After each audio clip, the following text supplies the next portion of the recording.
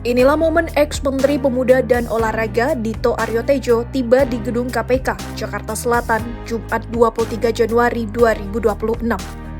Ia menyambangi gedung KPK untuk memenuhi panggilan dari lembaga anti rasuah tersebut. Berdasarkan pantauan Kompas.com, Dito tiba di Gedung Merah Putih KPK pada pukul 12:49 waktu Indonesia Barat.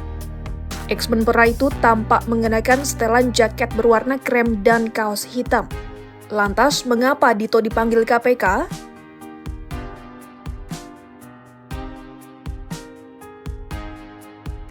Dito mengatakan bahwa kehadirannya di gedung KPK untuk diperiksa sebagai saksi terkait penyidikan kasus dugaan korupsi kuota haji tahun 2023 hingga 2024 yang menyeret ex-Menteri Agama Yakut Khalil Qoumas. Ia juga menyebut keterangannya dibutuhkan KPK karena beredar informasi bahwa dirinya menemani Presiden ke-7 RI Joko Widodo ke Arab Saudi untuk melobi pemerintah Arab terkait penambahan kuota haji 2024. Ex-Menpora itu mengaku siap untuk kooperatif dalam mengikuti pemeriksaan oleh KPK. Saya di surat undangnya terkait dengan yang kuota haji tentang tersangka untuk Gus Yakut dan satu lagi siapa itu namanya. Yang Mas tahu apa sih Mas soal kasus ini Mas? Oh ya mungkin kan yang udah beredar di luar pas ada kunjungan kerja ke Arab Saudi ya waktu sama Pak Jokowi. Tapi nanti ya untuk pastinya nanti saya akan ikuti pemeriksaan. Nanti kan sebagai warga negara ya harus wajib patuh hukum kan, jadi ya hadir. Sebelumnya, juru bicara KPK Budi Prasetyo menyebut bahwa pihaknya memanggil ex-Menpora Dito Aryo Tejo sebagai saksi terkait kasus dugaan korupsi kuota haji di Kemenak era kepemimpinan Yakut Khalil Qoumas. KPK pun meyakini Dito akan memenuhi panggilan karena keterangan saksi sangat dibutuhkan untuk mengungkap konstruksi perkara.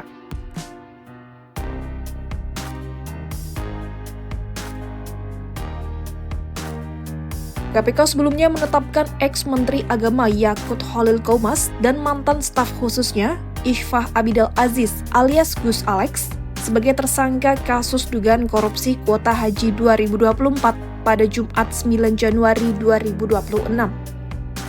Budi mengatakan dalam perkara ini, KPK menggunakan Pasal 2 dan Pasal 3 Undang-Undang Pemberantasan Tindak Pidana Korupsi yang mengatur tentang adanya kerugian negara. Menurut jubir KPK itu, BPK saat ini juga masih terus melakukan kalkulasi untuk menghitung besarnya nilai kerugian keuangan negara yang ditimbulkan dari perkara tersebut. Berdasarkan catatan Kompas.com, ex-Menak era pemerintahan Jokowi itu sudah beberapa kali diperiksa dalam perkara ini. Yakut ketika itu tidak ingin berbicara panjang lebar soal pemeriksaan yang tengah ia jalani. Saat meninggalkan kantor KPK, ia hanya meminta awak media untuk menanyakan langsung ke penyidik.